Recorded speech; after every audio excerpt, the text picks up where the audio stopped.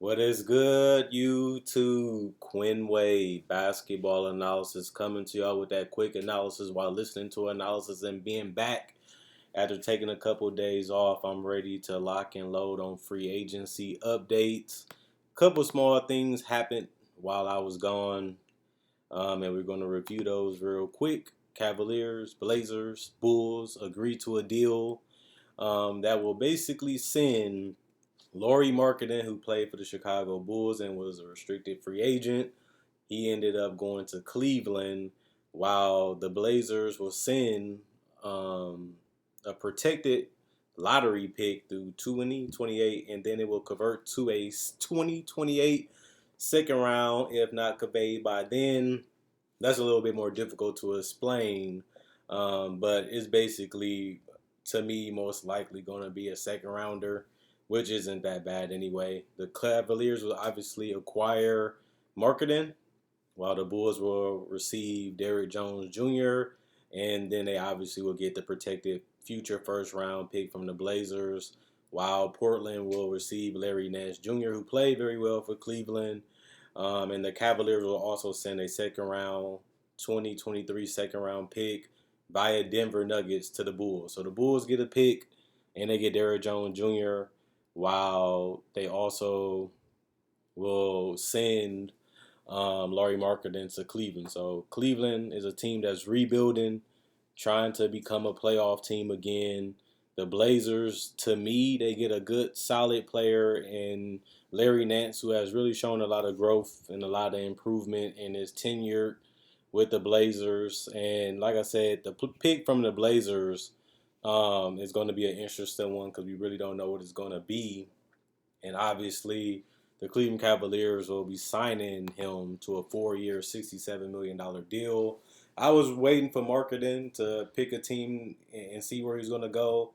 Honestly, I prefer him to have went to Charlotte than going to Cleveland.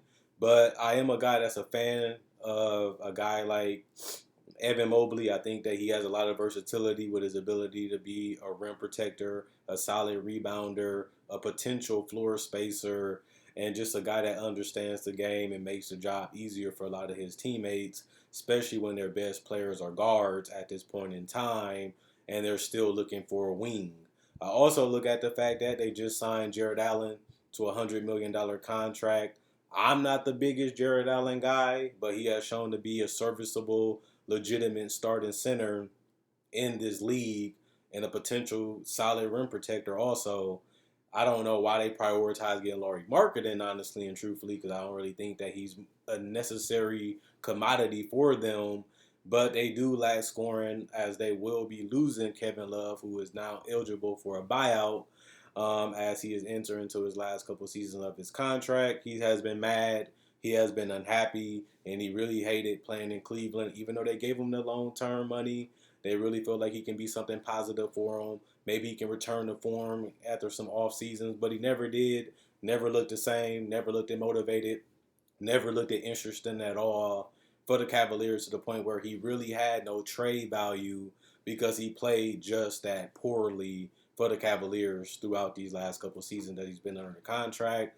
I wondered why he didn't get a buyout, especially after seeing Kimba take less money to go to New York. And now that he actually is negotiating and it actually might happen, it's just a good sign for Kevin Love, who wants to get out of there. Cleveland gets Marketing. They got Mobley. They got Allen.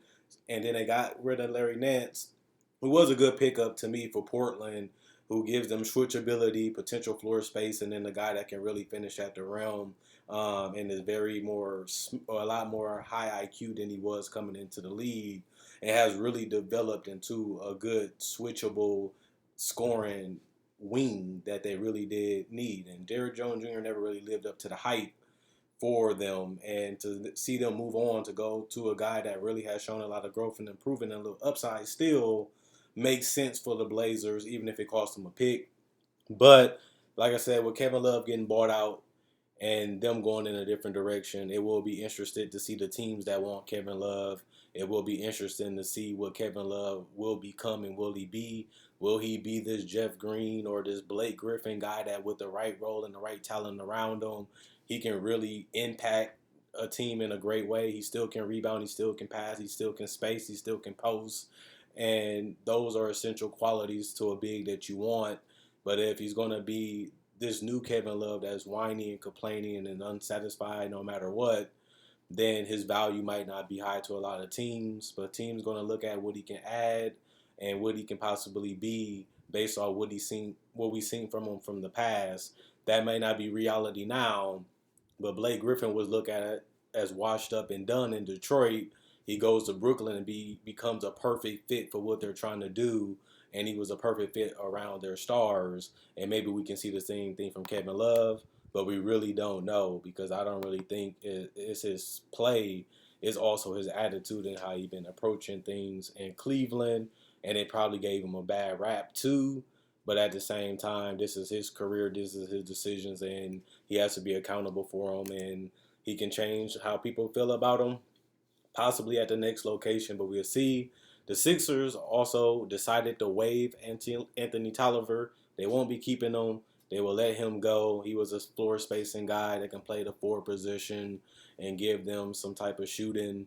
Obviously, he was never a priority for this team. He was just a fill-in guy that was perfect at his role, and a lot of teams been using him that way, but they decided to go in a different direction. Also wanted to comment on DeAndre Jordan possibly leaving the Nets. I feel like that's interesting since it was a priority for him to come to the Nets with him and Kyrie and Kevin Durant, and now they might be going in a different direction. We have to see with that. Also, I wanted to make a comment on Mike Budenholzer. Mike Budenholzer obviously signed a 3-year extension with the Milwaukee Bucks.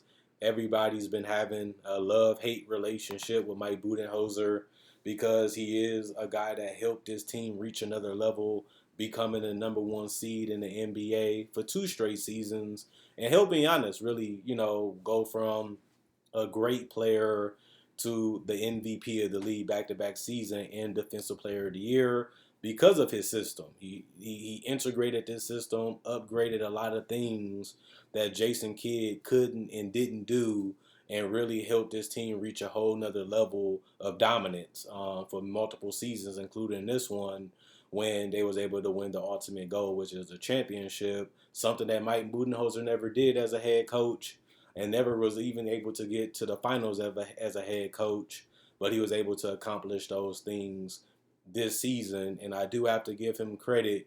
He did make changes and he did make adjustments throughout series, including the finals where they was down 0-2, and he flipped the whole type of defense and offense and played Giannis more as the center in big moments, which he should be because Giannis is a great rim protector, help defender, and rotation defender, but he also is a great finisher around the rim, especially when he's close to the rim. We've seen more of that as the season went on. We've seen more of that, especially deeper in the playoffs. And we've seen Tim utilize Drew Holiday differently with his pass and putting him in spots where he can get to the basket, putting him in spots where he can get space and read and react to the defense. And we also seen Chris Middleton come alive more in that deep playoff run as they switched how they used him a little bit and Drew Holiday in tandem with Giannis, which they didn't play great in the last game, but Giannis played amazing and was able to get it done. But that was something that was a huge nitpick and gripe about Mike Budenholzer, not adjusting, not changing, and not making the proper reads that needs to be necessary to win a title. And he was able to put those demons to rest, getting to the finals and winning his first championship as a head coach. We all had respect for Mike Budenholzer as a coach. We all knew how great he was for this Bucks franchise and the Atlanta franchise, giving them these opportunities. But we also knew that he was missing that last thing, and it was getting to that title and getting to that finals and getting it done, which he was able to do.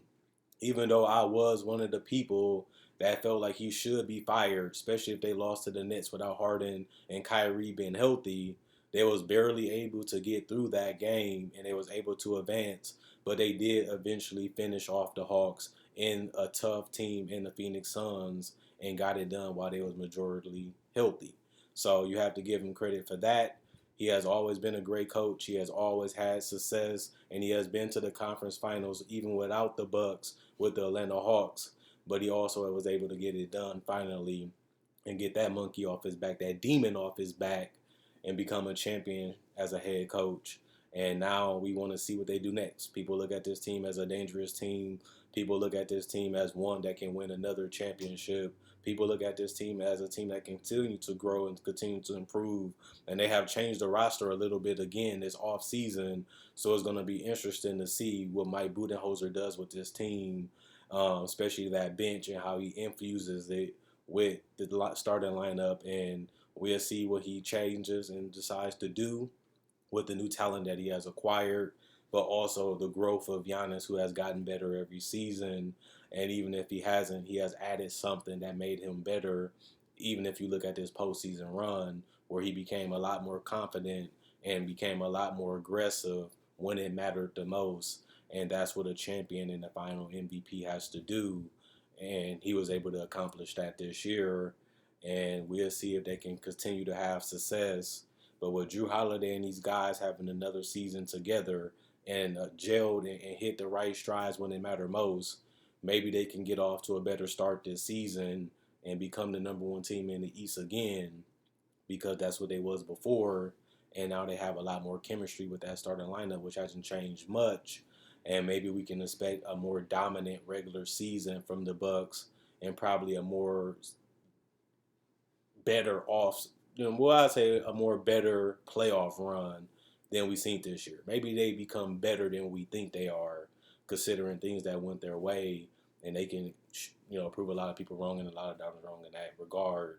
But we have to see it. They did it this year. It's a whole new season, a whole new playoffs, and they have to prove it and do it again to us.